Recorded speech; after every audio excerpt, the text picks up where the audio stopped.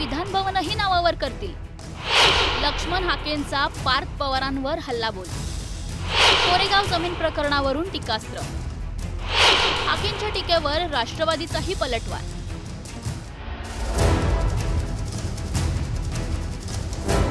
पार्थ पवारांच्या अमेडिया कंपनीनं सरकारी जमिनीचा परस्पर व्यवहार केल्यानं राज्यातील राजकारण ढवळून निघते।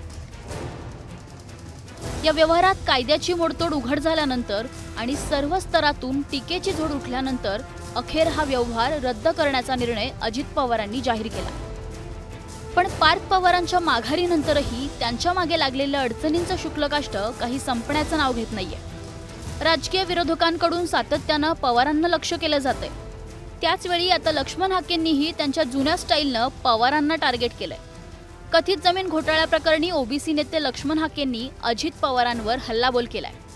जमिनीच्या सातबारावर मुंबई सरकार तसेच महाराष्ट्र सरकार पशुसंवर्धन विभाग व इतर तत्सम शासकीय उल्लेख असतानाही पार्थ पवार यांनी जमीन आपल्या कंपनीच्या नावावर केली। उद्या हे पवार महाराष्ट्राचे विधान भवन पण आपल्या नावावर करायला घाबरणार नाहीत असा हल्लाबोल त्यांनी केलाय।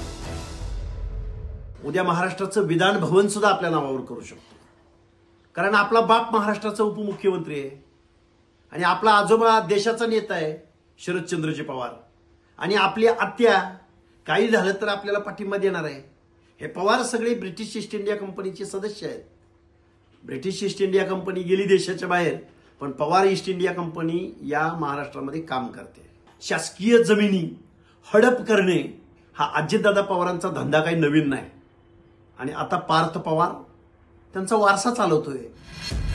लक्ष्मण हाकेंसह विरोधकांकडून टीकेची झोड उठत असतानाही रविवारी पुन्हा एकदा अजित पवार माध्यमांसमोर आले। कोरेगाव जमीन खरेदी प्रकरणात पुन्हा एकदा स्पष्टीकरण देत अजित पवारांनी मुलाची बाजू घेत सारवासारव केली। यावेळी त्यांनी विरोधकांचे आरोप फेटाळून लावले, तसंच चौकशीत सर्व काही समोर येईल असं म्हणत टीकाकारांना वेट अँड वॉचचा सल्ला देऊनही टाकला। पण चुकीचं झालेलं असेल तर जरूर चौकशी झाली पाहिजे, कारण हे कायद्याने नियमानं चाललेलं सरकार आहे आणि यंत्रणेने तशाच पद्धतीचं काम केलं पाहिजे। पण आता बऱ्याच कुठल्या जमिनी काढतात आणि यांच्या नातेवाईकांनी असं केलं, यांच्या स्वतः अजित पवारांनी असं केलं। मी कालही चुकीचं कुठलं केलं नाही, आजही केलेलं नाही, उद्याही करणार नाही, एवढंच मला सांगायचं। कोरेगावमधील 40 एकर जमिनीवर मागील अनेक वर्षांपासून शीतल तेजवानीचा डोळा असल्याचं उघड झालंय। आधी एकनाथ खडसे आणि त्यानंतर बाळासाहेब थोरात या दोन्ही माजी महसूल मंत्र्यांनी ही जागा बळकावण्यासाठी दबाव टाकत आल्याचा दावा केलाय।